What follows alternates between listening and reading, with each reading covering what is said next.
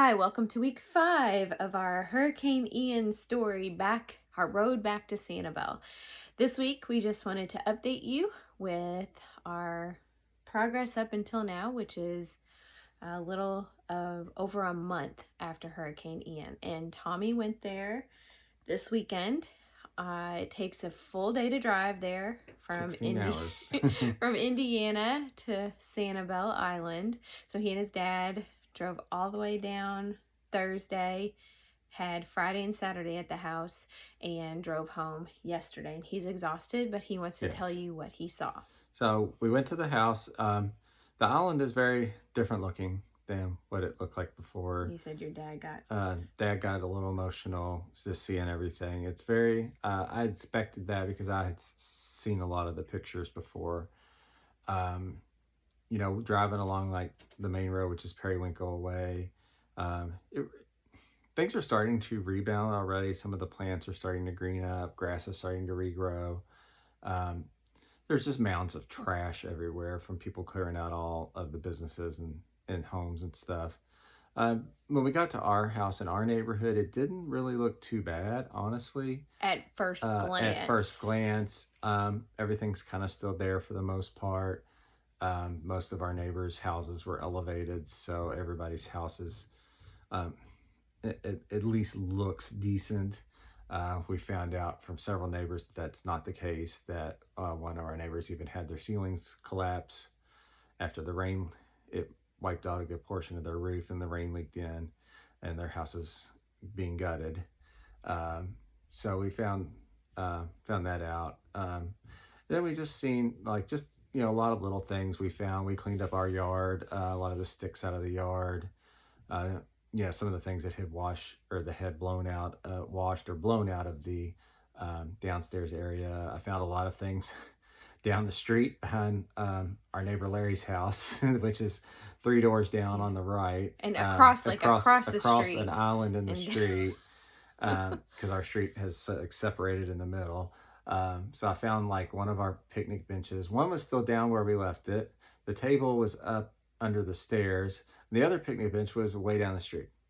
My 2 gas cans were down the street. I found a couple totes down the street. So that was fun. But you can tell that it wasn't just the water. Wind took things off of our shelves. A lot of things had blown off of the shelves up under the house, we noticed.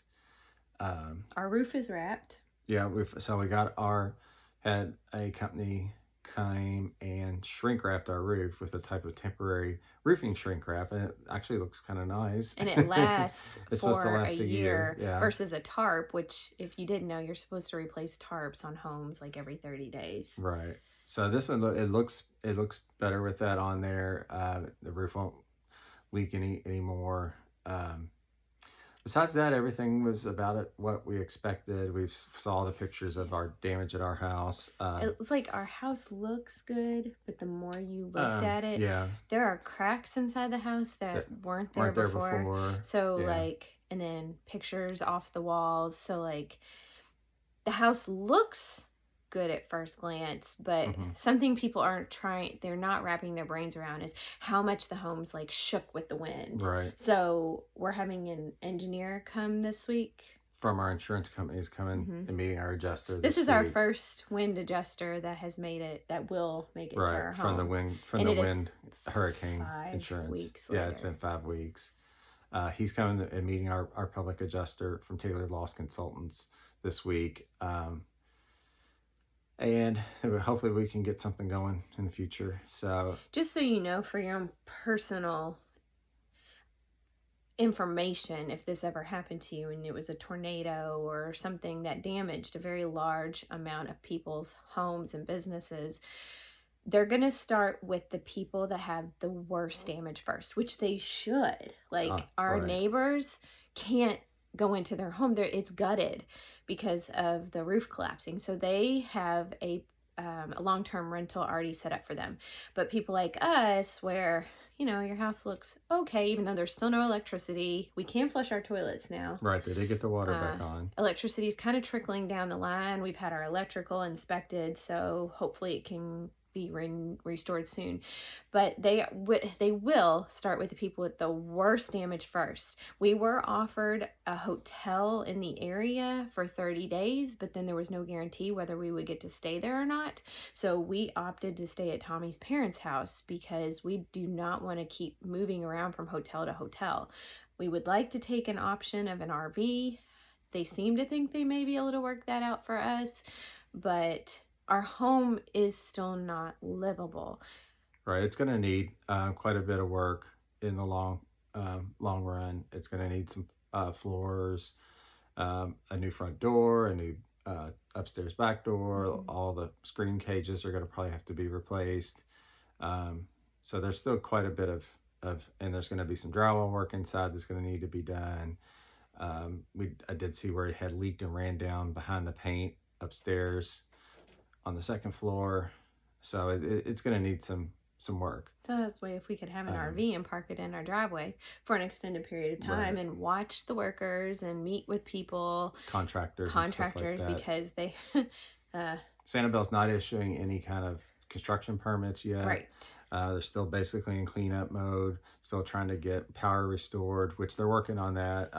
Jerry's, one of the grocery stores on the island, has had theirs restored, and some of the fire stations and stuff like that. The necessary places. So it's on its way. It's just taking a long time. Yeah. So. But again, we're still safe. Right.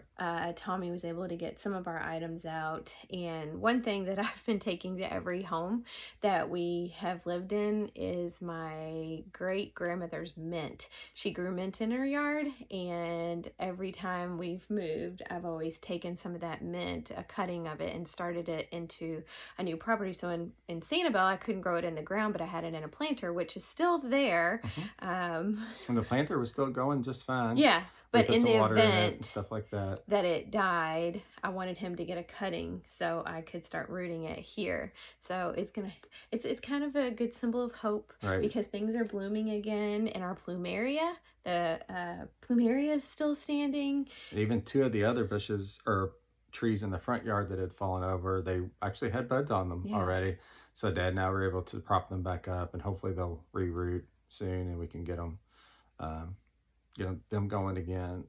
That was really the only, as far as trees and stuff, there's a couple trees that are going to have to be cut down because they're leaning way over, a couple palms. And besides our screw pines, they were the only two that really got damaged badly. But hopefully those can we'll just retake and we'll be fine. So yeah. All right, my don't worry, be happy sign was perfectly clear. So we are thankful to God, and we are thankful to everyone's positive thoughts, wishes, prayers, donations. It just keeps pouring in. And again, we've said each time that as long as we're safe, we really don't care where we are. Of course we want to go back home. Of course we want to go back to our house. Right. And we will. And everybody will eventually. But for now, we're safe. We're happy. We have our cats and we dogs. Have a long and speaking of road. dogs, Yeah, it's Johnny Cash's birthday. We have a long road ahead of us, but we still have some celebrations, like Tommy graduating with his master's degree the day that the hurricane hit.